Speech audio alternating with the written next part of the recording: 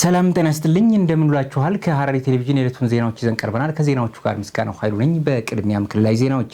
አዲስ የሚገነባውና የኤረር ወረዳን ከሐረር ከተማ የሚያገናኘው መንገድ ወደ አስፋልት ደረጃ በማደጉ በርካታ የማህበራዊና ኢኮኖሚያዊ ችግሮችን የሚቀርፍ መሆኑን የኤረር ወረዳ ነዋሪዎች ተናገሩ። የሐረሪ ክልል የመንገድ ልማትና ቢሮ የመንገድ ግንባታው በአጭር ጊዜ ውስጥ እንዲጠናቀቅ የሚሰራ መሆኑን ነው የገለጸው። ዘገባው ኢዲኒ መሐመድ ነው። ሄኖክ ግርማ ተጨማሪ ዝርዝር አለው። የኤረር ወረዳ ነዋሪዎች ወደ ሐረር ከተማ የሚደርሰው መንገድ ደጋግሞ ሲበላሽ በመቆየቱ ለኢኮኖሚ ማህበራዊና ፖለቲካዊ ችግሮች መዳረጋቸውን ሲገልጹ ቆይተዋል። መንገዱ ወደ አስፋልት ደረጃ እንዲያድግ የነዋሪዎች ጥያቄ ከግምት ውስጥ በማስገባት በክልሉ የለውጡ አመራር 78 ሚሊዮን ብር በመመደብ የፕሮጀክት ግንባታን ለማከናወን በሐረሪ ክልል ርዕሰ መስተዳደር አቶ ኦርዲን በድሪና ሌሎች የክልሉ ከፍተኛ አመራሮችና የአካባቢው ነዋሪዎች በተገኙበት በቅርብ ጊዜ የተጀመረ መሆኑ የሚታወቅ ነው። አንዳንድ የኤረር ወረዳ ነዋሪዎች በሰጡት አስተያየትም እንዳሉት የአሁኑ የለውጥ አመራር ለዘመናት ህብረተሰቡ ሲጠይቅ የነበረውን ጥያቄ መልስ በመስጠቱ መደሰታቸውን ነው የተናገሩት። ራኮል ዳንዲ ኸዱራን ቱሬ ራኮበላ በፊት የመንገድ ችግር ከባድ ነበር። ይህ መንገድ አስፋልት እንዲሆን በረጅም ጊዜ ስንጠይቅ ቆይተናል። አሁን ግን በለውጡ አመራር ለዚህ ጥያቄ ምላሽ በመስጠቱ በእጅጉ ተደስተናል። ነገመቺሳ ጀቹ አየ ዳንዲን ኩኒ ጋፊ ኡመታቲ ኸይሮ ዴራ የረጅም ጊዜ ምኞት የነበረው ኤረር ወረዳን ከሐረር ከተማ የሚያገናኘው ወደ አስፋልት እንዲያድግ ጥያቄያችን ነበር። ይህ ምላሽ ማግኘቱ አስደስቶናል። ወንኹኒ ኸራ አስፋልት ነው ይጅረሙ ጋፊ ሐዋሳ የሮ ዴራ ቱሬ የለውጥ አመራሩ በአጭር ጊዜ ውስጥ ትልቅ በጀት በመመደብ የህዝብ ጥያቄ እንዲመለስ ያሳየው ቁርጠኝነት ያስደስታል። ይህ መንገድ ወደ አስፋልት በማደጉ ትልቅ ደስታ ተሰምቶኛል። መንገዱ ወደ አስፋልት ደረጃ ማደጉ ለህብረተሰቡ ያለው ፋይዳ በርካታ መሆኑንና በተለይም ምርታቸውን በጊዜና በአግባቡ ወደ ገበያ እንዲያቀርቡ የሚረዳቸው እንደሆነ ተናግረዋል። ዳንዲ ኩኒ ፋይዳን ጉዳይ ንቀቡ ይህ መንገድ ወደ አስፋልት ሲያደግ ዘርፈ ብዙ ጠቀሜታዎች ይኖሩታል። አንደኛው ጊዜና ጉልበትን ይቆጥባል። እንዲሁም የተለያዩ ምርቶችን ለገበያ ለማቅረብ በጣም ወሳኝ ነው። አየ የሮ ኸነረት የሮ አዝን ኸኛስ ሆጀቴ በኤረር ወረዳ ከፍተኛ አትክልትና ፍራፍሬ ምርቶች ይመረታሉ። ይህ ምርት ለገበያ ለማቅረብ የዚህ አስፋልት መገንባት የአካባቢውን ምጣኔ ሀብት ያሳድጋል። የግንባታው ፕሮጀክት እስኪጠናቀቅ በሚችሉት ልክ አስፈላጊውን እገዛና ድጋፍ ለማድረግ ዝግጁ መሆናቸውን የወረዳው ነዋሪዎች ከሐረሪ ብዙሃን መገናኛ ኤጀንሲ ጋር ባደረጉት ቆይታ ገልጸዋል። ደገርሲ ኡመታ መንኸኛ ዋኑ መገርቴ በጭና ዳበቹን ይህ ፕሮጀክት ተገንብቶ እስኪጠናቀቅ የወረዳው ህዝብ የሚጠበቅበትን አስፈላጊው ድጋፍና ተሳትፎ ያበረክታል። ሞቱማን ዋን ሐዋስኒ ይረዳበቴ ረኮ ይብሰቴ ህብረተሰቡ ይህን መንገድ እንደ ንብረቱ በማየት የሚጠበቅበትን ድርሻ መወጣት ይጠበቅበታል። በተለይ ተሳትፎን ከመቼውም ጊዜ በበለጠ አጠናክሮ መቀጠል አለበት። የሐረሪ ክልል መንገድ ልማትና ትራንስፖርት ቢሮ ኃላፊ አቶ ፈራን ዚያድ በበኩላቸው መንገዱ ወደ አስፋልት እንዲያድግ የረጅም ጊዜ የወረዳው ነዋሪዎች ጥያቄ መሆኑን አስታውሰው የለውጡ አመራር ማህበረሰቡ በመሰረተ ልማት አውታሮች በኩል የሚያነሱትን ጥያቄዎችን በቁርጠኝነት ለመመለስ ባለው ቁርጠኝነት መንገዱ ወደ አስፋልት ማደጉ ማህበራዊ ኢኮኖሚያዊና ፖለቲካዊ ችግሮችን ከስር መሰረታቸው የሚፈታ መሆኑን ገልጸዋል። የኤረር ወረዳና የአካባቢው አርሶ አደሮች መንገዱ ምቹ ባለመሆኑ ምርታቸውን ወደ ገበያ ለማቅረብ ሲቸገሩ እንደነበር ጠቁሞ መንገዱ ወደ አስፋልት ሲቀየር እነዚህ ችግሮች ሁሉ የሚቀርፍላቸው መሆኑን ገልጸዋል። ገጠሩ አስፋልት ጅማሮ ለብዙ አመታት ሲጠየቅ የነበረውና የህብረተሰብ ጥያቄ የነበረ ሲሆን ይህንኑ የለውጥ አመራሩ ይህንኑ ለመመለስ ቆርጦ በተነሳበት ጊዜ ነው ይህንን ፕሮጀክት የጀመርነው። ይሄ ደግሞ ብዙ ፋይዳዎች አሉት። ፖለቲካዊ፣ ኢኮኖሚያዊና ማህበራዊ ጥቅሞች አሉት። ይሄ አስፋልት ሲሰራ ገጠሩንና የከተማ ህብረተሰብንና ገጠሩን በማገናኘት ረገድ በጣም ትልቅ ፋይዳ ስላለው ንብረታቸውን በሚፈልጉት አጋጣሚ ወደ ከተማ ማምጣት ለመገበያየትም በጣም ስለሚመቻቸው ህብረተሰቡ ደግሞ ከተማነቱን ወደዛ ለማስፋትም ከተማውንም ሐረር እንደምታወቀው በጣም ትንሽ ከተማ ነች ከሌሎች አንፃር ሲታይ ከተማውንም ለማስፋትም አንጻር በጣም ትልቅ ጠቀሜታ ስላለው ከተማና ገጠሮቹንም እያገናኘን ለህብረተሰቡ ጥያቄ መልስ ለመስጠት ረገድ ነው የተሰራው አስፋልቱ። ስለዚህ ትልቅ ፋይዳ አለው ለማለት ፈልጌ ነው። በሌላ በኩል መንገዱ ወደ አስፋልት ማደጉ በወሊድ ጊዜ እናቶች ላይ የሚደርሰውን ሞት ለመቀነስ ያለው ሚና ከፍተኛ መሆኑንና የገጠርና ከተማ ትስስርን በማጠናከር የክልሉን ምጣኔ ሀብት በማሳደግ ሂደት ላይ ከፍተኛ አስተዋጽኦ እንዳለው ጠቁመዋል። አሁን የሚሰራው መንገድ እስካሁን በሐረር ከተማ ውስጥ ያልተሰራ በመሆኑ የከተማዋን ውበት ለመጨመርና የክልሉን የቱሪዝም ፍሰት ለማሳደግ ወሳኝ መሆኑን የክልሉ የመንገድ ልማትና ትራንስፖርት ቢሮ ኃላፊ አቶ ፈራን ገልጸዋል። በመንገዱ የመጀመሪያው ምዕራፍ ስራ ከአው አብዳል መስጊድ እስከ አው ኡመር የሚሸፍነው በ7 ወር እንዲጠናቀቅ መታቀዱን ጠቁመው የዲዛይንና ጥናት ስራዎች በ2 ወራት ውስጥ ተጠናቀው አሁን ወደ ስራም በመገባቱ በተቀሩት 5 ወራት ውስጥ ቀሪ ስራው በጥራት የሚጠናቀቅ መሆኑን ተናግረዋል። የተቀመጠለት ጊዜ ገደብ አለው 210 ቀን ነው። ያ ማለት 7 ወር ነው። ኦሬዲ 2 ወር በዲዛይንና በዚህ ምክንያት ጨርሶናል። 5 ወር ነው የሚቀረን። ኦሬዲ በዚህ 5 ወር ውስጥ ፕሮጀክቱን በሚፈለገው ደረጃ በሚፈለገው ስፒድ ሄደንበት ይህንን ፕሮጀክት ጨርሰ ነው ለህብረተሰቡ ክፍት እናደርጓለን የሚል ነገር አሳባለን። እሱም ደግሞ ቆርጠን ቀን ከሌሊት እየሄድንበት ፕሮጀክቱን ለማሳካት እየሄድንበት ስለሆነ በዚህ ከሄድንበት እናሳካዋለን ብለን እናስባለን። ከኤረር በር እስከ ኤረር ወልዲያ የሚዘልቀው መንገድ መሰራቱ የህዝብ ለህዝብ ትስስርን በማጠናከርና እንቅስቃሴን የማጠናከር ከፍተኛ ፋይዳ ያለው በመሆኑ በቀላሉ የባቢሌ ወረዳና የጃርሶ ነዋሪዎች ምርታቸውን ወደ ሐረር ለማቅረብ የሚረዳቸው መሆኑን ጠቁመዋል። ይህ ደግሞ ከኤረር በር እስከ ኤረር ወልዲያ የሚሰራው መንገድ ሐረርን ብቻ ሳይሆን ለአጎራባች ክልሎቹም በጣም ትልቅ ፋይዳ አለው። ለምሳሌ ከጃርሶ የሚመጡ መንገዶች ይሄ መንገድ ከተከፈተ አሁን ኦሮሚያዎቹም ትልቅ ድልድይ ወደ 100 ሚሊዮን የሚጠጋው ብር በዛ መልክ እየሰሩ ነው። ያ ደግሞ ድልድዩም ሲያልቅ ቀጥታ ኪሎ ሜትሩንም ጭምር ይቀንሷል። ቢያንስ በዚህ ጉርሱም ስትሄድና ባቢሌን ይዘ ባቢሌን አልፈ በዚህ ደግሞ ኤረር ስትሄድ ወደ 37 ኪሎ ሜትር የመቀነስ ያህል እንትን አለው ተጽዕኖ አለው። ይሄ ደግሞ በጣም ትልቅ ለኛ ህብረተሰብ ማለት ነው። ይሄ ትልቅ ዜና ነው፣ የሚያስደስት ነው። ከኤረር በር እስከ ኤረር ወልዲያ የሚዘልቀው መንገድ መሰራቱ የህዝብ ለህዝብ ትስስርን በማጠናከርና እንቅስቃሴን የማጠናከር ከፍተኛ ፋይዳ ያለው በመሆኑ በቀላሉ የባቢሌ ወረዳና የጃርሶ ነዋሪዎች ምርታቸውን ወደ ሐረር ለማቅረብ የሚረዳቸው መሆኑን ጠቁመዋል። ፕሮጀክቱ እስኪጠናቀቅ ድረስም የድጋፍና ክትትል ስራ በትኩረት የሚሰራ መሆኑን የጠቆሙት ኃላፊው የተለያዩ ፕሮጀክቱ ችግሮች እንዳይገጥሙት ማህበረሰቡን ያሳተፈ ውይይት በማድረግ ስምምነት ላይ መደረሱን ገልጸዋል። የአስፓልት መንገዱ በአጠቃላይ 13 ኪሎ ሜትር የሚረዝም ሲሆን ለመንገድ ስራው 78 ሚሊዮን ብር በጀት የተያዘለት እንደሆነና የአስፋልቱ የጎን ስፋት 9 ሜትር የእግረኛ መንገድ በሁለቱም ጎኖች 6 ሜትር እንደሆነና በአጠቃላይ ስፋቱ 15 ሜትር መሆኑን የቢሮ ኃላፊ አቶ ፈራን ገልጸዋል።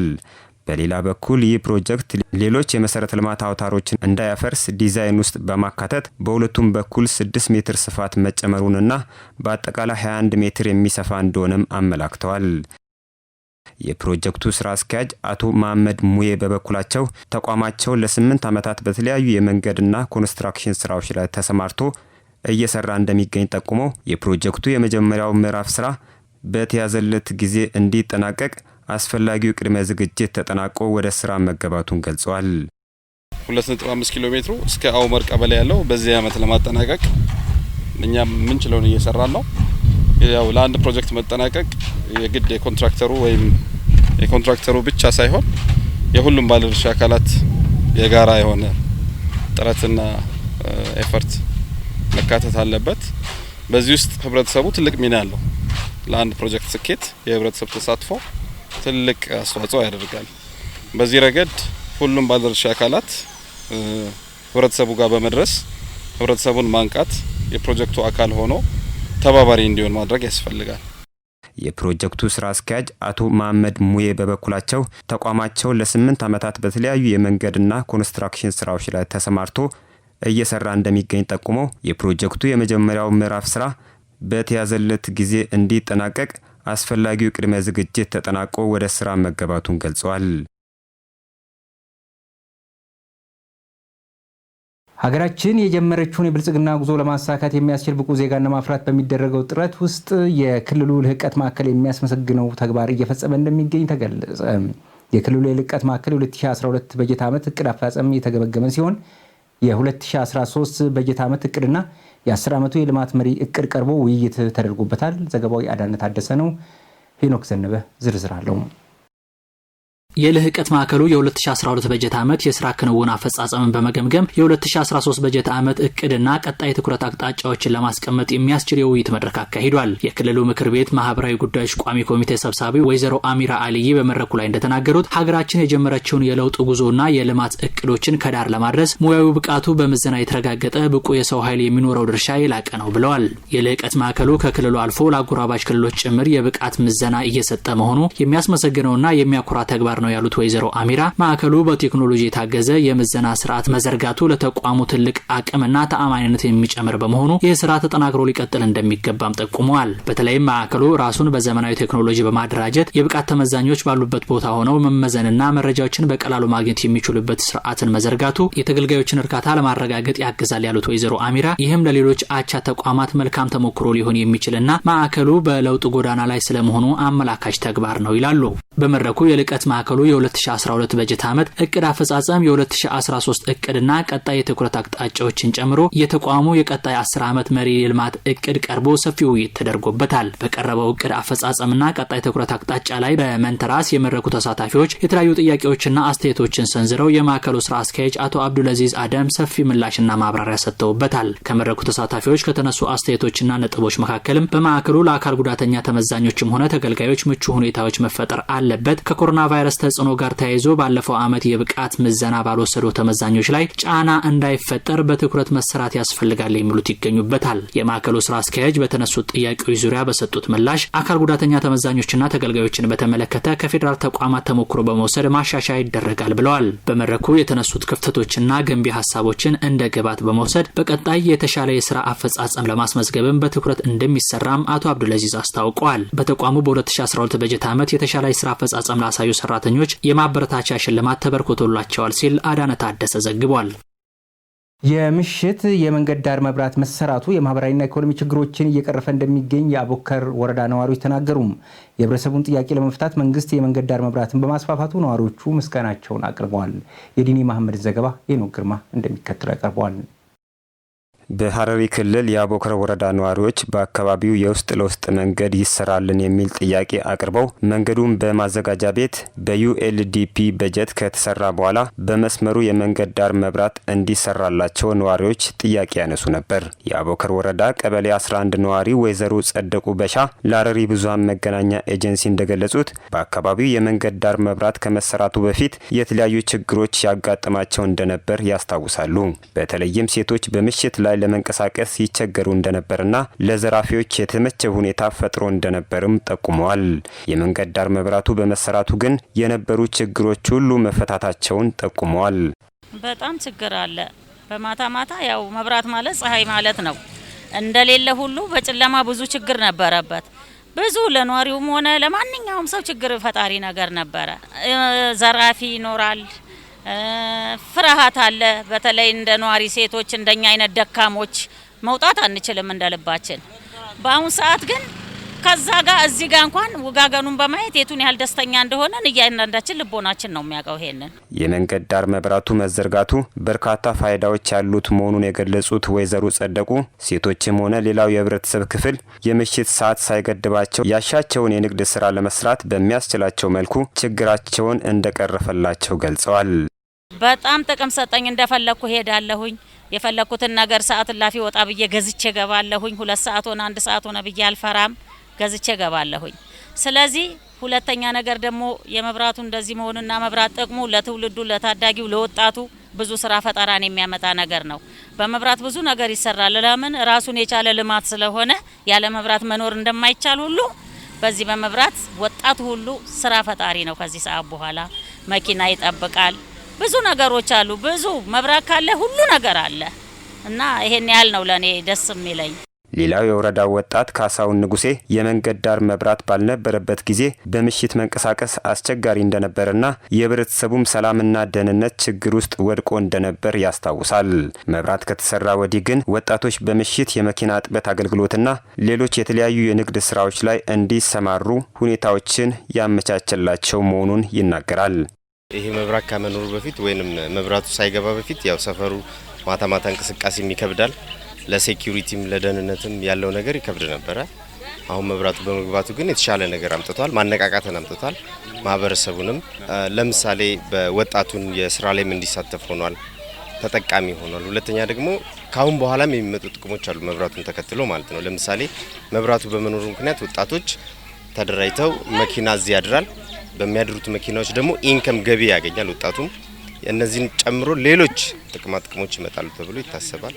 ከዛሬ ጀምሮ ወጣቱ መኪና እያሳደረ ጥቅምን ማግኘት ይጀምራል ማለት ነው። መኪና ማጠብ፣ ላቫጆም እነዚህ ነገሮች ይመጣሉ። ማህበረሰቡም ተነቃቅቷል፣ ሶሳይቲውም ተነቃቅቷል። የመንገድ ዳር መብራት ከተሰራ ወዲህ ህብረተሰቡ በምሽት የሚያደርገው እንቅስቃሴ እየተለወጠ እንደሚገኝና ይህም ደግሞ ለወጣቶች ስራ ፈጠራ የሚረዳ መሆኑን ነው የተናገረው። በዚህ ረገድ በወረዳው የነበረው የህብረተሰብ ጥያቄ በመፈታቱ በጣም መደሰታቸውንና ፕሮጀክቱ በስኬት እንዲጠናቀቅ የሚጠበቅባቸውን ለተወጡ አካላትም ነዋሪዎቹ ምስጋናቸውን አቅርበዋል። ከዚህ በፊት ያው መንገዱ መብራቱ ባለመኖሩ ምክንያት የነበረው እንቅስቃሴ ያው እንብዛም ነበር። አሁን ግን የተሻለ ነገር አለ። የምሽት እንቅስቃሴ አለ። ማህበረሰቡ እንደፈለገ ይንቀሳቀሳል። ትራንስፖርት እንደፈለገ አለ። እነዚህ ጥቅሞች አሉ። በጣም እጅግ በጣም ምስጋና ከመዘጋጃ ቤቱ በፊት የቀን ስራ እዚህ መብራት ላይ ለዋሉ ሰዎች ሁሉ አሰራራቸው ኗሪው እንዳየውና እንደገመገማቸው ከሆነ ከላይ ከሀረሪ ክልል ጀምሮ እስከ ቀን ሰራተኛው እጅግ በጣም ከፍ ያለ ምስጋና እናቀርባለሁ። አሁን እናመሰግናለን ለሀረሪ ክልል መንግስትና መዘጋጃ ቤት ማህበረሰቡ ጋር ደርሶ ይሄንን ሊንክ በመፍጠሩ የተሻለ ነገር ካሁን በኋላም እንደሚኖር ተስፋ አለን። የመንገድ መብራቶች የህዝብ ንብረት በመሆናቸው ህብረተሰቡ በባለቤትነት እንዲጠብቃቸውም ጥሪ ቀርቧል። በተቀናጀ የሲቪል ሰርቪስ የመረጃ አያያዝ ስርዓትን ለማዘመን ከፌዴራል እስከ ክልሎች እየተሰራ መሆኑ ተገለጸም። የሀረሪ ክልል የፐብሊክ ሰርቪስና የሰው ሀብት ልማት ቢሮ በክልሉ ከሚገኙ የሴክተር መስሪያ ቤት የሰው ሀብት ልማት ዳይሬክተሮችና ለመዝገብ ቤት ሰራተኞች የግንዛቤ ማስጨበጫ ስልጠና እየሰጠ ይገኛል። የዓለም ገመቹን ዘገባ ኢዩኤል ጸጋዬ እንደሚከተለው ያቀርበዋል። በፐብሊክ ሰርቪስ ቢሮ እስካሁን ያለው ተጨባጭ ሁኔታ የመንግስት ሰራተኞች የስራ ብቃት ማሳደግና ሁለገብ ችሎታቸውን ማጎልበት ስራዎች ሲሰሩ መቆየቱም ይታወቃል። የተቀናጀ የሲቪል ሰርቪስ የመረጃ አያያዝ ስርዓት ለማዘመን ከፌዴራል እስከ ክልሎች እየተሰራ ያለው ስራ መሰረት በማድረግ የሀረሪ ክልል ፐብሊክ ሰርቪስና የሰው ሀብት ልማት ቢሮ በክልሉ ለሚገኙ የሴክተር መስሪያ ቤቶች የሰው ሀብት ልማት ዳይሬክተሮችና ለመዝገብ ቤት ሰራተኞች የግንዛቤ ማስጨበጫ ስልጠና መስጠት ጀምሯል። የሀረሪ ክልል ሲቪል ሰርቪስ ቢሮ ምክትል ኃላፊ አቶ ብርሃኑ ሁንዴ በግንዛቤ ማስጨበጫው መድረክ ላይ ባደረጉት የመክፈቻ ንግግር ስልጠናው የሰራተኞቹን የፋይል አያያዝ ችግርን የምንቀርፍበት ስራ ለመስራት የሚያስችል ነው ብለዋል። በክልሉ ሲቪል ሰርቪስ ቢሮ ኢንፎርሜሽን ኮሚኒኬሽን ዳይሬክቶሬት ዳይሬክተር የሆኑት አቶ አብዱልአዚዝ አደም የተቀናጀ የሲቪል ሰርቪስ የመረጃ አያያዝ ስርዓት በኢንፎርሜሽን ኮሚኒኬሽን ታግዞ ከቅጥር እስከ ስንብት ያለውን የመንግስት ሰራተኞች ፋይል የምንይዝበት ነው ብለዋል። ስርዓቱ በውስጡ 5 ሞጁሎችና አንድ ዌብ ፖርታል ያለው ነው ያሉት አቶ አብዱልአዚዝ ስርዓቱ በስራ ላይ ሲውል ማንኛውም ሲቪል ሰርቫንት የቀልጣፋና ዘመናዊ አገልግሎት የሚያገኝ ይሆናል ብለዋል። ይህ ስራ ተግባራዊ ሲሆን ማንኛውም ፐብሊክ ሰርቫንት የሚፈልገውን ጥያቄዎችም ይሁን የሚፈልገውን መረጃውን በቀላሉ ኮምፒውተሩ ላይ ቁጭ ብሎ ማግኘት የሚችልበት ስርዓት ነው። የኛው ስርዓት ከውስጡ የተለያዩ ሞጁሎችና ዌብ ፖርታል አለው። ከውስጡ የ5 ሞጁልና አንድ ዌብ ፖርታል አለው። የስልጠናው ተሳታፊዎች ከ20 የመንግስት ተቋማት የተውጣጡ የመዝገብ ቤት ሰራተኞችና የሰው ሀብት ልማት ዳይሬክተሮች መሆናቸው ተገልጿል። ስልጠናው ጥቅምት 12 የተጀመረ ሲሆን እስከ ጥቅምት 15 ይቀጥላል ነው የተባለው። ለድንገተኛ የሕክምና እርዳታ ፈጣን ምላሽ ለመስጠት ከፍተኛ አምቡላንስ እጥረት መኖሩን የኢትዮጵያ ቀይ መስቀል ማህበር ሀረር ቅርንጫፍ አስታወቀም። በምስራቅ ሐረርጌና በሀረሪ ክልል የድንገተኛ አደጋዎች ጉዳት ከፍተኛ ድርሻ እንደሚይዝ ተገልጿል። ዘገባው የትህትና ተስፋዬ ነው። ኢዩኤል ጸጋዬ ተጨማሪ ዝርዝር አለው። በዓለማችን በአመት ከ1.2 ሚሊዮን በላይ ሰዎች በድንገተኛ አደጋ ሳቢያ ህይወታቸውን እንደሚያጡ የዓለም ጤናው ድርጅት መረጃ ያመላክታል። ከዓለማችን ጠቅላላ የሀገር ውስጥ ምርትም በዚሁ ድንገተኛ አደጋ ምክንያት ይወድማል። በኢትዮጵያ በተለይ የግብይትና የባለሙያ ውስንነት ጋር ተዳምሮ በሚፈጠሩ የተፈጥሮና ሰው ሰራሽ አደጋዎች ክፉኛ እየተጎዱ ካሉ አካባቢዎች የሐረሪ ክልልና አካባቢው ተጠቃሽ መሆናቸው መረጃዎች ያሳያሉ። የድንገተኛ አደጋዎች የበርካቶችን ህይወት እየቀጠፈና ከፍተኛ ማህበራዊ ቀውስ እየደረሰባቸው ካሉ አካባቢዎች በሐረሪ ክልልና በምስራቅ ሐረርጌ የሚመደቡ ስለመሆናቸው መረጃዎች ያመላክታሉ። እንደ ሀገር የአምቡላንስ አገልግሎት ማግኘት ከሚገባቸው 8 ሰዎች አንድ ዜጋ ብቻ አገልግሎት የሚያገኝ መሆኑን በኢትዮጵያ ቀይ መስቀል ማህበር የሐረር ቅርንጫፍ ጽህፈት ቤት ኃላፊ አቶ አስፋው ሰንበቶ ጠቁመዋል። እነኚህ ድንገተኛ አደጋዎች ከጊዜ ወደ ጊዜ የጨመሩ ቢመጡም ለድንገተኛ አደጋ ሕክምና ህብረተሰቡ ያለው የግንዛቤ ክፍተትና የተቋማት ቅንጅታዊ አሰራር አለመኖሩ ዜጎች ያለ አግባብ ህይወታቸውን እያጡና ለተጨማሪ ስቃይና ለዘላቂ አካል ጉዳት መዳረግ ምክንያት እየሆነ መምጣቱን አቶ አስፋው አክለዋል። ሐረር ላይም የዛሬ 40 ዓመት ከአዲስ አበባና ከአስመራ ቀጥሎ ሐረር ላይ ነው በአንድ አምቡላንስ ላንድ ሮቨር መኪና አምቡላንስ አገልግሎቱ የተጀመረው። እንግዲህ ከዛን ጊዜ ጀምሮ ይሄ አገልግሎት ለህብረተሰቡ ለማዳረስ ጥረት ይደረጋል። ግን ከዚህ ከጥረት ጎን ለጎን በየጊዜው የሚመጡ ለውጦች የህብረተሰቡ ብዛት፣ የኢኮኖሚው፣ የማህበረሰቡ እንቅስቃሴ፣ የአደጋው መብዛት ከዛ አኳያ እኛ ምናልባት የዛሬ 40 ዓመት የነበረን አንድ አምቡላንስ ነው ዛሬ 2 አድርገን። የህዝብ ብዛት ከጊዜ ወደ ጊዜ የጨመረ መምጣቱ የዜጎችን ህይወት ለማትረፍና የእናቶችን የወሊድ ሞት ለመቀነስ የአምቡላንስ እጥረት ትልቅ እንቅፋት እየሆነ መምጣቱንም አቶ አስፋው ጠቁመዋል። የኛ አገልግሎት ሰጪዎች የመጀመሪያ ህክምና እርዳታ ምናልባት የሚደማ ደም ካለ ያስራሉ። ወሊድ እንኳን ቢመጣ እንዴት አድርገው ማኔጅ እንደሚያደርጉት አያውቁም እና የተሻለ አልጋ ላይ ተኝቶ እንዲሄድ ነው። ከዛ ውጭ አምቡላንሱ ሳይረኑ ስለሚነፋ ሮተሪውን ስለሚያበራ መንገድ ተከፍቶለት ቶሎ ለመሄድ እድል ያገኛል እንጂ በአሁኑ ጊዜ የምንሰጠው አገልግሎት ከታክሲ አገልግሎት ያለፈ አይደለም። በሐረሪ ክልል የቀይ መስቀል ቅርንጫፍ ጽህፈት ቤት አስተዳደር ፋይናንስ ኃላፊ አቶ ሸዋል እሸቴ በበኩላቸው ቅርንጫፋቸው በ2 አምቡላንስ ለህብረተሰቡ የ24 ሰዓት አገልግሎት እየሰጠ እንደሚገኝ ጠቁመዋል። ነገር ግን ተደራሽነቱ ላይ ከህብረተሰቡ ቅሬታዎች እንደሚነሱ ገልጸው ይህ ደግሞ ከበጀት እጥረትና ከመሰል አገልግሎት ሰጪ ተቋማት ጋር ቅንጅታዊ አሰራር ያለመኖሩ የተነሳ ከሚፈጠር ክፍተት የመነጨ እንደሆነም ተናግረዋል።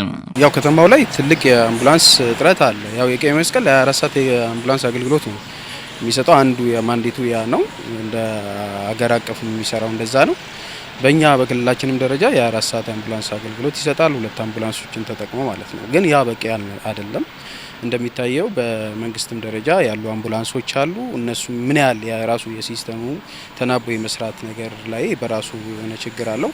ከህብረተሰቡም የእንደዚህ አይነት ኮምፕሌኖች አሉ። አምቡላንስ ተደራሽነቱ ላይ በጣም ጥያቄ የሚያስነሱ ነገሮች አሉ። በዛ ደረጃ እኛ ከቨር እያደረግነው ነው ብለን አናስብም። ምክንያቱም ካለን ከበጀት እጥረት እና መሰል ችግሮች ጋር ተያይዘው ያሉን አምቡላንሶች በደንብ ዲፕሎይ አድርገን መስራት ውስንነቶች አሉ።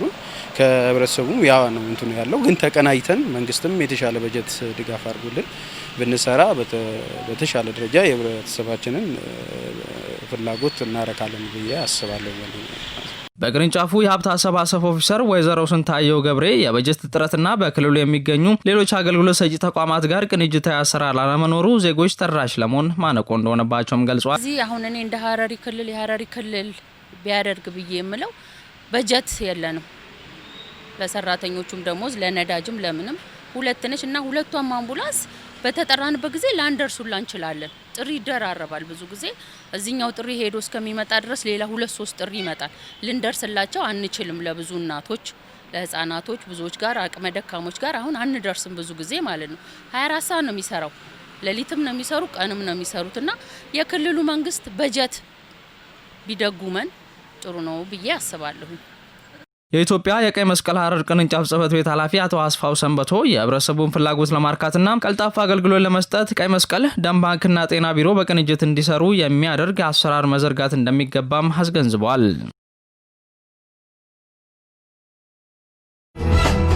የነበሩን ዜናዎችን ይመስሉ ነበር። ዜናዎቹ ወደ እናንተ በማድረስ ምስጋናው ኃይሉ አብሬያችሁ ቆይታ አድርጌያለሁ። ከቀሪዎቹ የሐረሪ ቴሌቪዥን ፕሮግራሞች ጋር ሰናይ ጊዜን ተመኘው።